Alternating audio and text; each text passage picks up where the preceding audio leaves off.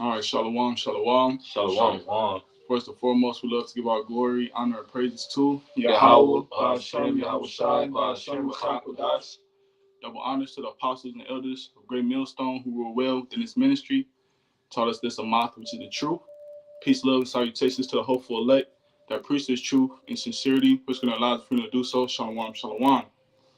And Lord willing, this will be a start of a series, all right, entitled The Life of a Prophet. Okay, and through the Spirit, me and the brothers doing some talking and just reading through scriptures. And the Spirit had us basically start with Joseph, all right, which is one of our forefathers, okay, who endured a lot of suffering, okay, who was a prime example of enduring suffering, all right, and that's the point of the lesson, is enduring suffering, because that's the life of a prophet, is to suffer, all right. That James 5:10 for Brother got it. Matter of fact, let me grab this first. This is Acts 14:22. It says, confirming the souls of the disciples. Okay, and what are we? We're followers of Yahushua. All right, we're bearing our cross, and we're taking up basically the Lord's cross as well. So with that being said, we're following in the Lord's footsteps. That will make us His disciples as well. All right, and how does the Lord confirm our souls? It says, and exhorting them to continue in the faith. All right, it says, and that we must, and that we must through much tribulation enter into the kingdom of heaven, or the kingdom of Yahweh. All right, which that's the only way. The scriptures talk about taking the straight gate, man. All right, and the straight gate meaning what? A difficult position, being stuck between a rock and a hard place, so to speak. So the Lord can show His power through delivering you. All right, and that through that much tribulation, that's how the only way we're gonna make it to the kingdom, man. There's no way around it, no shortcuts or anything. And the Lord gave us what? He gave us accounts of our forefathers to do what? To exhort our spirits. All right. So with that being said, you go ahead, brother. This is James 5:10. It says, take my brethren, the prophets, who have spoken in the name of the Lord. Right. And Joseph definitely was a prophet, man. He received dreams, right? He received visions. And what did he do? He interpreted into his father. He interpreted into his brethren. And down the line, that dream came to pass. Okay. It says, for an example of suffering, affliction, and Joseph spoke in the name of the Lord. All right. Joseph was a man of the Lord. It says, for an example of suffering, affliction, and of patience. Right. No, you can stop right there. All right, and that's what we're supposed to be doing. We're supposed to be taking our prophets, our brethren, for an example of suffering and affliction, but not just suffering it, but of patience. Because patience is what? Going into suffering, but to make hard, endurance. Because when you got patience, it gives you that ability to wait longer. So that means what? However long you in that furnace of affliction, you're able to be content. You're able to be stable. Okay, so that when the Lord deliver you, you'll be ready. I got a quick precept. This is 2 Timothy chapter 4, verse 2. It says, preach the word, be instant, in season, out of season. And I'm not going to be long-winded, but when you go into those words into the Greek, it means when something is convenient or something is inconvenient, when something is an opportune time to do something, or when it's inopportune. It says, reprove, rebuke, exhort with all long suffering and doctrine. So these are things that the precept really bring to light. You know, we reprove, iron sharpen iron. We watch each other's videos. We exhort each other daily, whether that's person to person, throwing up prayers, rebuke, exhort, encourage. You know, with all long suffering is patience and doctrine, because we're doing these things in the name. Shum in His name, a reputation. It's a heavy reputation being a prophet of the Lord. And a lot of people abuse that. But through the spirit and power, how about Shem Yahshua, we're doing the right things, you know, and we're going to be constant with it until Yahushua comes back. I'm going to the Acts. Yeah, you can start at actually start up 1. You can start at 7. This is Acts chapter 7, verse 7. It's in the nation to whom they shall be in bondage. Because, well, Salaki, once again, we're going into Joseph being an example. We're going into Joseph being an example of suffering, affliction, and patience. Okay, so our spirits could be exhorted to do the same, which Joseph is what? One of our great forefathers, man. That's right. This is Acts chapter 7, verse 6. And the Heavenly Father spake on the wise that his seed should sojourn in a strange land. A strange land being Egypt, right? Yep.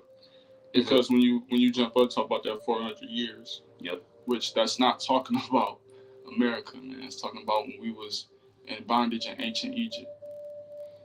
And that they should bring them into bondage and entreat them evil 400 years. And the nation to whom they shall be in bondage will I judge, said Yahweh Bashim Yahushai. And that's what the Lord did.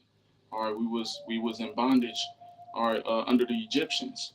And what did the Lord do? He judged the Egyptians by putting the spirit on Pharaoh to chase after us after we, fled into the wilderness. He says, Salaki, and after that shall they come forth and serve me in this place. And right, which is the land of Canaan. Right, that's through, you read the book of Numbers. Okay, it talks about, Joshua and Caleb, who led us into who the Lord lifted up to lead us into the land of Canaan. That's right. Acts 7 and 8. And this is Salakia too, and this is just a background story. This is actually Stephen. All right, when you read Acts the 7th chapter, this is Stephen being brought on trial. Okay, and the spirit is actually on. The Lord put the spirit on him to do what? To go back in history, man, and to rebuke the people that's putting him on trial. Because the people that's putting him on trial is his own people, right? People of the law, so to speak, who is persecuting him for speaking the name of Yahweh Bashim Yahushai. Which is another form of suffering affliction, man, and being patient. Because the scriptures also talk about Yahushua say, basically when we get persecuted, don't have no thought of, don't dwell about what ye shall say. The Lord gonna put the spirit on us for what to say. So that's another thing too. When the time of persecution come, because that time is gonna come. All right, the Lord gonna put the spirit on us to move how we move, thoughts that's gonna come into scriptures, that's gonna come into our mind to profess in that day, man. That's right. It's Acts 7 and 8. And he gave him the covenant of circumcision. And so Abraham begat Isaac and circumcised him the 8th day. And Isaac begat Jacob, and Jacob begat the 12 patriarchs. Right, which Stephen is going into our history. Right, he's going into our history. And he said, basically, read that back again. It's Acts 7 and 8. And he gave him the covenant of circumcision. And so Abraham begat Isaac and circumcised him the 8th day. Right, so Abraham got a spiritual circumcision. Okay, and with that being said, he was called a friend of the Most High. So through his seed, okay, through this seed line, we'll receive a promise, which is the kingdom of the Heavenly Father, which we just read that through much tribulation, we will enter into that kingdom. So like if I could add, it was spiritual and physical. You're right.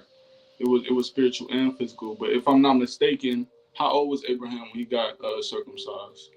He was up in age, like around 80 years old. Yeah, letting you know that the Lord deals with the spirit, okay? Because, well, that's another topic for another lesson. But you can keep going. And he like you said, it was a spiritual circumcision, and eventually he did get the physical circumcision. Mm-hmm. And he gave him the covenant of circumcision, and Abraham begat Isaac and circumcised him the 8th day, and Isaac begat Jacob, and Jacob begot the 12 patriarchs. Right. And through this seed line, right, the elect will spring out of those patriarchs, those 12 patriarchs. Okay, so letting you know the greatness of that seed line. That's right. Biblical shot, just so we can clear up any confusion. Can you go to that account in Genesis with Abraham being circumcised?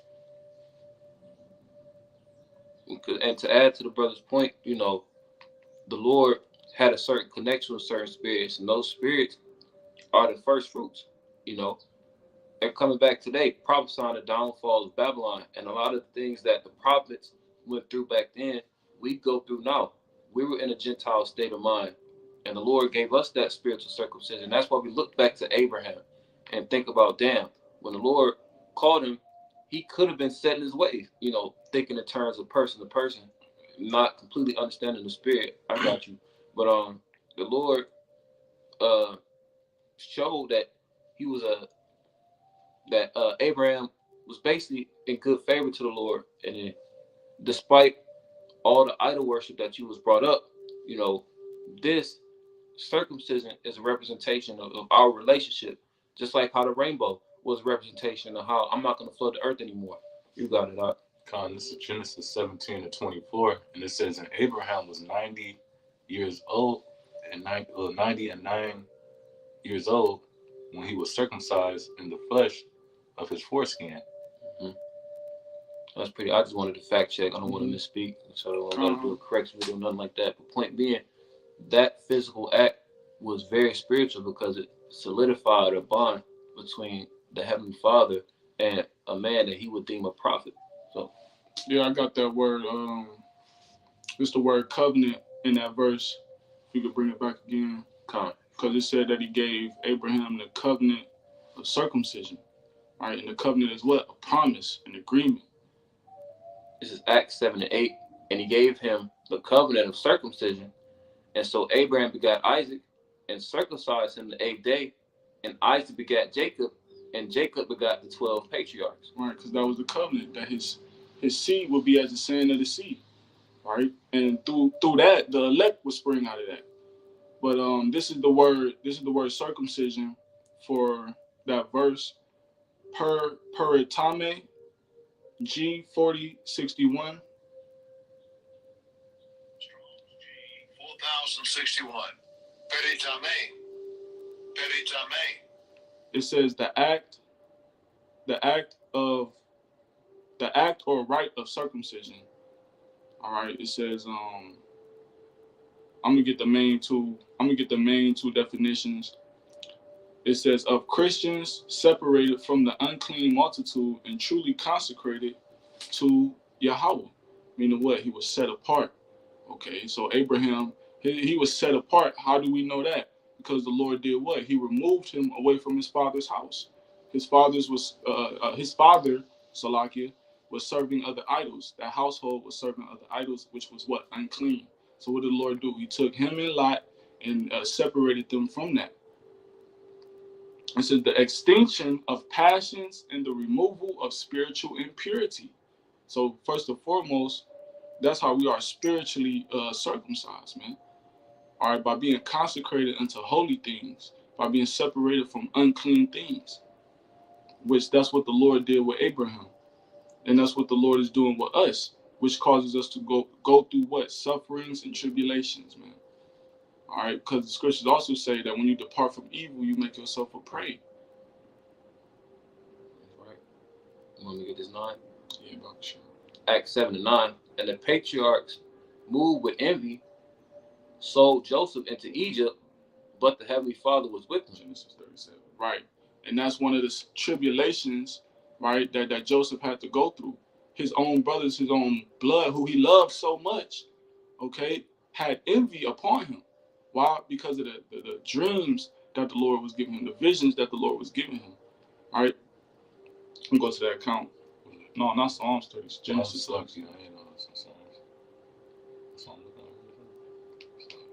Genesis. Start at start at the top. This is Genesis 37:1. It says, and Jacob dwelt in the land wherein his father was a stranger, in the land of Canaan. These are the generations of Jacob, since Joseph, being 17 years old, was feeding the flock with his brethren, and the lad was with the sons of Bela, and was and with the sons of Zilpah, his father's wives. And Joseph brought unto his father their evil report. Now Israel loved Joseph more. Israel loved Joseph more than all his children, because he was the son. They say Israel's talking about Jacob, our forefather Jacob. Keep going, verse 3. It says, because he was the son of his old age, and he made him a coat of many colors. Right, which that's the first reason that his brothers envied him, right? Because he would be considered the favorite. And what did his father do for him? He made him a coat just for him, not just any type of coat, but it said a coat of many colors, man. Okay, so that will be what a gift. All right, that'll be a gift you will hold dearly to you. Verse 4, it says, and when his brethren saw that their father loved him more than all his brethren, they hated him and could not speak peaceably unto him. Right, that's a tribulation within yourself. Your own brother having an evil eye towards you, but you having no intent to harm him. You know, you got every, you fulfilling the law by loving your brother, but they got an evil eye towards you, man. That's a tribulation within itself. Verse 5. Because now we about to read what's going to conspire out of that. What conspired out of that envy, what conspired out of that hatred. And which, guess what? We going through that, man. If you got a precept, you could bring it out. But we going through that, man. These fucking curses. If you could bring that out, Bob Kushah. Our brothers are having an evil eye towards us. The scriptures say what? That Yahushua came to send division, right? Certain family members turned away against us. Matter of fact, yeah, go ahead, brother. This is Deuteronomy chapter 28 and verse 54.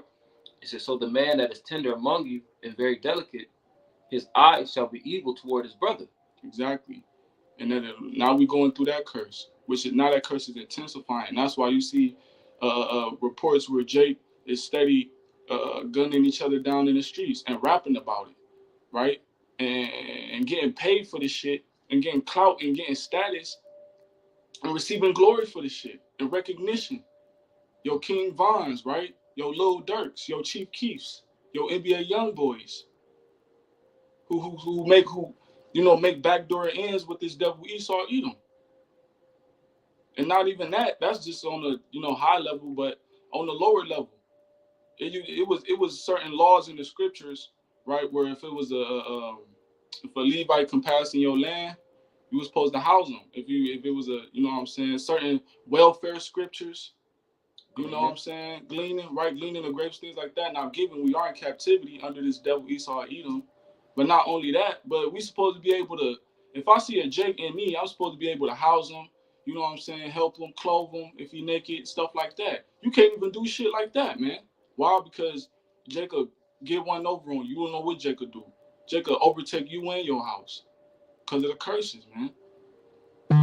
Just a prime example of the suffering and things we have to go. This is another precept, because not only is it that just on the broad scale of the J community, but even in to the point where it's in your household, man. To the point where it's in your household, it may be your blood brother. It may be somebody kin that's close to you, somebody you grew up with, right? Scripture, I'll keep reading this. It says, and very delicate, his eyes shall be evil toward his brother, and toward the wife of his bosom, and toward the remnant of his children, which he shall leave. So the brother mentioned is spot on. You're going to hate the people within your household. Jake, you're going to hate the people who look just like you. And the Israelite foreigners, you're going to receive that type of hate too, because the scriptures and the curses also mention that these curses follow you. They pursue you wherever you go. So it ain't just a America thing. If you in South America, if you in Africa, these curses are upon you. You're going to be more inclined to hate your brother if you're not in the spirit. If the spirit of the Lord not dealing with you, you will look at a light-skinned brother and be like, oh, he just a light-skinned hoe-ass nigga. Or even Issachar and Ephraim, we on the west side of Cleveland right now. The Northern Kingdom don't fuck with us. And what they don't understand is a lot of us, just because we look like Southern Kingdom don't mean that we are. A lot of us is Gad, Reuben, but we just grew up like the Southern Kingdom, and we got similar features like the hair and mannerisms, the way we move, and that really caused Jake to hate us to the core. You got it all. Oh yeah, it's a quick precept. Psalms 69:8. It says, this is a psalm of King David. I am become a stranger unto my brethren and an alien into my mother's children. See, even King David went through this shit, man. Right? So with that being said, this is the life of a prophet, man. Okay? And guess what? It gets worse, but it gets better. And we're gonna read it. We're gonna read it, man. With an example with Joseph. This is Genesis 37:5. And Joseph dreamed a dream, and he told it his brethren, and they hated him yet the more. And he said unto them, Here I pray you. Because the prophets was called seers back then. Why? Because they received dreams. Okay. Shalom. Shalom. Yabashim Shabrakatah. It says, verse 6, it says, And he said unto them, Hear ye, I pray you, this dream which I have dreamed. For behold, we were binding sheaves in the field, and lo, my chef arose, and also sheaves, Salakia, or sheaf, Salakia, sheaf. And lo, my sheaf arose, and also stood upright, and behold, your sheaves stood round about, and made obedience to my sheaf. Okay, obedience. It's basically obedience. Just to give a clear distinction of what a sheaf is, okay, this will be considered a sheaf. This is what a sheaf looks like. A bundle of hay. Right, like a bundle of hay or wheat or grain, right? So the dream that Joseph had, if we read that verse back, Baruch Shah. Genesis 37:8, it says, And his brethren said to him, Shalt thou indeed, verse 7, it says, For behold, we are binding sheaves in the field. So this is the dream Joseph had, right? This is obviously symbolic for something deeper. They binded sheaves in the field, which means what? They're gathering wheat, grain, or whatever type of hay, whatever it is. Okay, they bundling it up and they're gathering it. It says, And lo, my sheaf arose, and also stood upright, and behold, your sheaves stood round about, and made obeisance to my sheaf. Right, meaning what? Basically, it would come to pass that he would get up greater than the rest of his brethren. All right, and they would have to eventually do what? Be servants unto him, or bow into him. No. Well, yeah, be basically servants unto him. You know what I'm saying? Verse 8, it says, And his brethren said to him, Shalt thou indeed reign over us? Right. Or shalt thou indeed have dominion over us? And they hated him yet the more for his dreams and for his words. That's not Joseph's fault. That's a vision he received from Yahweh Ba'ashem Yahushua, man. Okay? They hated him even more for the dream that he had, which came from the Lord. And Joseph, you know what I'm saying, him being in the spirit that he's in, he was zealous to tell his brethren, right? Just like if you receive a certain type of vision, or if you receive, like how we received this truth, we were zealous to tell, you know what I'm saying, people who we knew, people who we fucked with, so to speak, man. All right? So with that being, or just like how you have a dream now, you will be zealous to tell an ak, you will be zealous to tell a brother, depending on what it is. So with that being said, they hated him even more, man. So now that envy that was built up from, you know, Joseph being the favorite, is now being added on top of, you know, the envy because of the dream that Joseph is having. Mm-hmm. And guess what? It's the same thing apply to us. Because guess what? We receiving this wisdom and knowledge from the Lord. And what are we doing? We coming out here professing it to our people. And what do? They hate us for it. They hate us for it, man. You know what I'm saying? If you could grab that, well, do you hate me because I tell you the truth? Because that's what we're doing, man. We basically telling you the visions that our forefathers had of the things that's about to come to pass, right? We basically telling you about, you know, the estate of our people, who we are. We're telling you the welfare of how to escape this shit, man. Right? You're going to have to suffer regardless. Jake don't want to suffer. That's the thing. You're going to have to suffer regardless. The only way to make it out on the other end of this suffering is through suffering righteously, coming back to Yahweh Ba'ashem Yahushua, man. You're not going to make it siding with Esau, Edom. You're not going to make it chasing the bag. You're not going to make it with no rap career. You're not going to make it being no fucking comedian, man. You're not going to make it in the streets. That shit is over with, man. It's either you follow Yahweh Ba'ashem Yahushua and suffer righteously, or you just going to find the later end of this shit, man. That's right. This is Galatians 4:16. Am I therefore become your enemy because I tell you the truth? And that's basically the spirit, Joseph was in, man. Because Joseph was an enemy for his brother and for the dream that he was telling him, which was a prophecy. Because later on, that would actually come to pass. As Lord willing, we might have to cut this short and make a part 2 just for time's sake. But, that actually came to pass, man. So the things that we're professing are actually going to come to pass, and now we're an enemy into our own people. Matthew chapter 13, verse 57, the brother Mashal put up. It says, and they were offended in him, but Yahushua said unto them, a prophet is not without honor, save in his own country and in his own house. See? And first and foremost, guess what? Our Yahushua, our big brother, our Lord, our Savior, went through this shit. Where he was rejected of his own house. He was rejected of his own people, his own countrymen, people who he grew up with. You know what I'm saying? And they were offended in Yahushua. Why? Because he told them the truth. Not only did he tell them the truth about the scriptures, but he was telling the truth about themselves and how wicked they fucking was, man.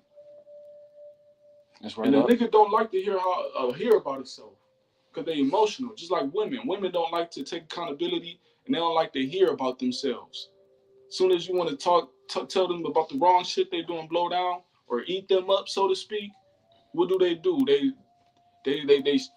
They get offended and they get to acting crazy like a fucking Tasmanian devil. That's how niggas are, bro. Mm-hmm. Same vibration as the nigga woman. But shit, you can see more about when they actually got fed up and took their jealousy to a whole nother level and turned it physical. That same chapter from 18 to 36, where they conspired to kill him and end up selling him into slavery. And then eventually, through all the hell and high water that Joseph went through, he had his integrity and was still serving the Lord. And end up coming out on top and fulfilling that vision. So going to the title of the lesson, this is the life of a prophet. You're going to have to endure some things, but just know that the will of the Lord stands true, stands firm through all of it. It doesn't matter if you are the victor or if you end up on the shitty end of the stick. What Yahweh Shemi outside declares in heaven is going to play out on earth. Keep going. This is Genesis 37:9. It says, and he dreamed yet another dream and told his brethren and said, behold, I have dreamed a dream more. And behold, the sun and the moon and the 11 stars made obedience to me. Right, which that also represents wisdom and knowledge too. Okay, that the sun and the moon and the ordinance of the stars, that also represents wisdom and knowledge, which would be parted unto Joseph. Right, which is the reason why, which is one of another reasons why Joseph was promoted. Right, and also them 11 stars represents his brothers. Verse 10, it says, and he told it to his father and to his brethren, and his father rebuked him and said unto him, what is this dream that thou hast dreamed? Shall I and thy mother and thy brethren indeed come to bow down ourselves to thee, to the earth? And his brethren envied him. Right, because his father was even astonished at the dream. He marveled at the dream himself. Okay, because that's something to marvel at. Looking at it from that point of view, carnally in the flesh.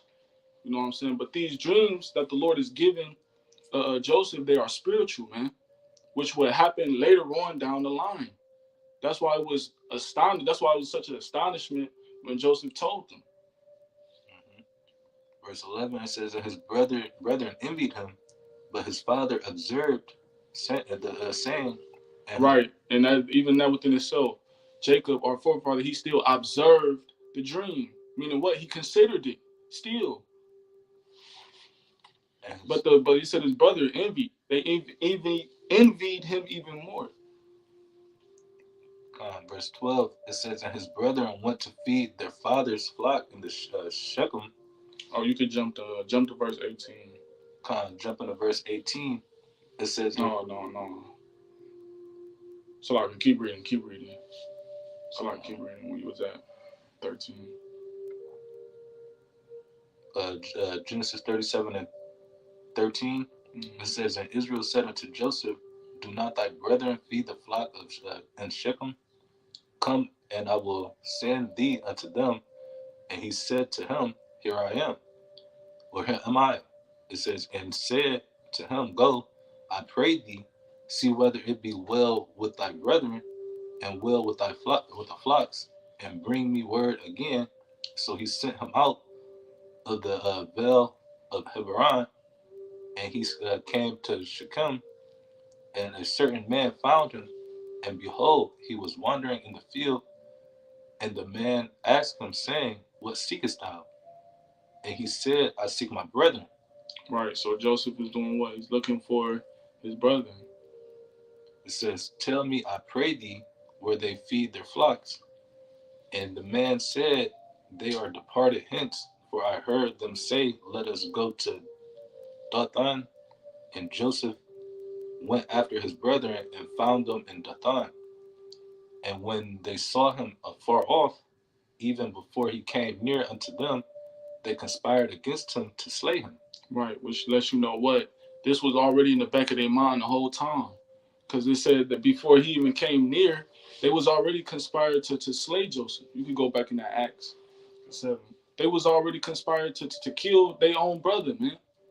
Which Joseph didn't commit no transgression against them. Right? It tells the scripture, we just read why they envied Joseph. We just read why they had hatred toward him, man. It was because of the way the Lord was dealing with Joseph, ultimately. The Lord was dealing with Joseph in a way that was different, man. That was more, the Lord was dealing more with Joseph. You go back in Acts 7. I started in Acts 7 and 9. It says, and the patriarchs moved. So now we back in Acts where Stephen is on trial and he's going back into the history. All right, and he's speaking on Joseph. And the patriarchs moved with envy, sold Joseph into Egypt, but Yahweh was with him. Right, and now you can keep reading because at first they conspired to kill him, right? But we're going to read what ended up happening. Okay. Verse 19, it says, and they said one to another, behold, this dreamer cometh. Come now, therefore, and let us slay him, and cast him into some pit, and we will say some evil beasts have devoured him, and we shall see what will become of his dreams. Right, so they conspired wickedness against their brother. All right, which, hey man, our people gonna do the same thing to us. You know what I'm saying? They're gonna conspire wickedness against us. They're gonna do all manner of evil. But the Lord is gonna do what? He's gonna deliver us out of it, just like how he delivered Joseph, as we just read in Acts. Oh, come on. Verse 21, it says, and Reuben heard it, and he delivered him out of their hands, and said, let us not kill him. And Reuben said unto them, shed no blood, but cast him into this pit that is in the wilderness, and lay no hand upon him. Yeah, so Reuben had to step in, man. Big brother had to step in. He had to, no, man, you know what I'm saying? Let's not even do all of that. You know what I'm saying? Let's just sell him. You know what I'm saying? We're gonna read about, but Reuben had to step in. You know, the big brother had to step in and basically stop that. Or the Lord had to put the spirit on Reuben to step in, so that wouldn't happen. Because if Joseph would have died, like you said earlier, right? Exactly, and that would have contradicted the covenant that was made with Abraham that we read about when we started up in Acts. The covenant of the circumcision, that would have contradicted that. Verse 22, reading on, it says, and lay no hand upon him, that he might rid him out of their hands, to deliver him to his father again. And it came to pass, when Joseph was come unto his right, because he was considering. The Lord put the spirit on Reuben to consider, all right, and not just do. So he considered what? He considered his father, how it would hurt his father. He probably considered a whole bunch of other things as well, man. It says that they stripped Joseph out of his coat, his coat of many colors that was on him, And they took him and cast him into a pit, and the pit was empty, there was no water in it. And they sat down to eat bread, and they lifted up their eyes and looked, and behold, a company of Ishmaelites came from Gilead, Gilead, with their camels bearing spicery and balm and myrrh, going to carry it down to Egypt. And Judah said unto his brethren, which the Ishmaelites are the modern day Arabs.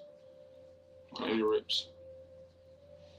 And Judah said unto his brethren, what profit is it if we slay our brethren and conceal his blood? Come and let us sell him to the Ishmaelites, and let not our hands be upon him, for he is our brother and our flesh, and his brethren were content. Right, and that's what happened, man. Right, as we just read in Acts, he was sold into the Ishmaelites, okay? Through the spirit and power of Yahweh Hashem Yahushua, he was delivered out of the hands of his brothers that conspired to kill him. You can keep going in that. It's Acts 7 and 10. It says, and delivered him out of all his afflictions. They gave him favor and wisdom in the sight of Pharaoh, king of Egypt. See? And the Lord going to do the same thing with us. But what did Joseph do? He stayed down till he came up, man. Through all of those afflictions he went through. Because he went through more than that, right? After he was sold to the Ishmaelites, he ended up, he ended up in Egypt, right? When we ended up in Egypt, then he ended up being thrown in jail, being falsely accused, right? Psalm 105. Yeah, we're going to close out on that. Ended up being falsely accused. Then when he was locked up in there, right, he was helping out the prison, the people who was in prison with him, that was locked up in there with him. He ended up helping them out by interpreting their dreams. But it was all the spirit though, because when they got out, they ain't really speak on behalf of Joseph, in favor of Joseph to basically lighten his, basically to get him out of there. But it was all the spirit how the Lord constructed it. Because guess what? He stayed down till he came up. He ain't bug out because damn, why he ain't, you know what I'm saying? Why he ain't put in the good word while I'm still in? He ain't do that. He stayed patient, man. Just like we read in James 5 and 10, through suffering and patience. So that's the same type of spirit we have to adapt, man, especially now more than ever. That's right, Art. It says, and he made him governor over Egypt and all his house. Right, because ultimately what happened, he ended up interpreting Pharaoh's dream, right? You know what I mean? We end up interpreting his dream. Then the Lord did what? He lifted him up. He gave him his glory. He gave him his honor. But he had to go through the humility first. He had to go through the suffering first, right? And guess what? This is the life of a prophet, man. We gonna get the glory, Lord willing, man, if we are the elect. But we gotta suffer first through much tribulation. You got a precept. Yeah, real quick. This is 1 Maccabees chapter 2 and verse 51. It says, call to remembrance what acts our fathers did in their time, so shall you receive great honor and an everlasting name. And we know through the precepts that a good name, a good reputation is better than ointment. And we know from Sirach or Ecclesiastes chapter 44 through about 47, 48, is giving praise to the men who stood stiffly for Yahweh Hashem Yahushua. Going into accounts just like these where, it might not have seemed ideal, but they had faith. It says, verse 52, was not Abraham found faithful in temptation, and it was imputed unto him for righteousness? Joseph, in time of his distress, kept the commandment and was made Lord of Egypt. So this is not the first time where our forefathers reflected on their forefathers and the leaps of faith that they took, trusting in Yahweh Hashem Yahushua. And the scriptures say that, you will never be confounded when you do that. Right, because it said he kept the commandments. He could have committed adultery with the queen, Potiphar's wife, the water. He could have committed adultery, right? But guess what? He kept the commandments, right? So then he ended up suffering righteously for keeping the commandments.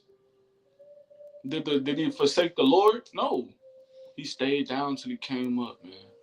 Right? And he increased in wisdom. He became governor. Mm-hmm. He got that. He got his glory, man. He got his honor. And see, we gonna get our honor. All right? But it's through suffering we're gonna get it. You got it out. This is Psalms 105 and 17. It says, he sent a man before them even Joseph, who was sold for a servant. It says, whose feet they hurt with fetters, he was laid in iron. And your skin can deteriorate from that shit. You could get a skin disease from that shit, man. Right? So he was sold into captivity. Just like when we had yokes of irons on our necks and we were shackled up from feet to motherfucking ankle. That's basically how he was. He was shackled up in them iron chains, them iron fetters. That don't feel good, man. All right, Jake complained about handcuffs. Shit, he was in iron fetters. Them bitches don't feel good. That shit don't feel good, man. Verse 19, it says, until the time that his word came. It says, the word of the Lord tried him. See, the word of the Lord tried him, man. These scriptures is going to try you. See, the spirit of the Lord is going to try you, man. The words we speak is going to try us. Every prophet is going to go through this. This is the life we have to live, man. Our life don't belong to us. The shit we did in the world, that shit was in the world, man. That was in ignorance. See, now we actually living. All right, we living for Yahweh Bashim Yahushua. So that's who our life belongs to. When you become a prophet, that's what you sign up for, man.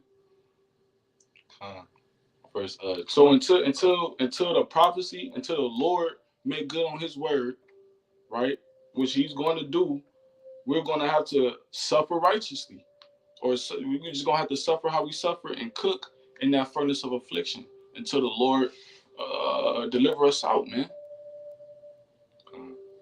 Verse 20, it says, the king sent and loosed him, even the ruler of the people, and let him go free. See? And that's basically what he asked for the other two servants who was locked up with him. He asked them to speak on behalf of him so that he could let go, so he could be free. But the Lord didn't want him to be free yet, man. He's like, no, you need just a little bit longer, you know? And the Lord put the spirit on the king to let him free within his own will. Verse 21, it says, he made him lord of his house and ruler of all his substance. Right. Because he interpreted the king's dream, man. Which that reminds me of Daniel, right? Daniel, he's another example of suffering affliction. So, these examples is to exhort us, as the scriptures say. Actually, you could go back to that James 5:10. We could close back up on that. These accounts in these scriptures is written for our learning and for our exhortation to build our faith, man. Okay, so lessons like this, that's hopefully edifying and exhorting, could be done for those who need it, man. Okay, and for those who actually participate in doing the lesson that the Lord put the Spirit on doing it. This is James 5:10. It says, take my brethren, the prophets. Right, we just read about Joseph, all the things he went through. Okay, who have spoken in the name of the Lord, for an example of suffering, affliction, and of patience. Right. And Joseph, he had that patience. That's why he was delivered out. You got to close or anything? Mm-hmm. So with that being said, Lord willing, this was an edifying lesson, giving our glory, honor, praises to Yahweh, Ba'ashem, Yahushua, Ba'ashem, B'chakodash. Once again, double honors to our apostles and elders, the great millstone who are well. Shalom, Shalom, Kwam, Lama'al, Yasharallah.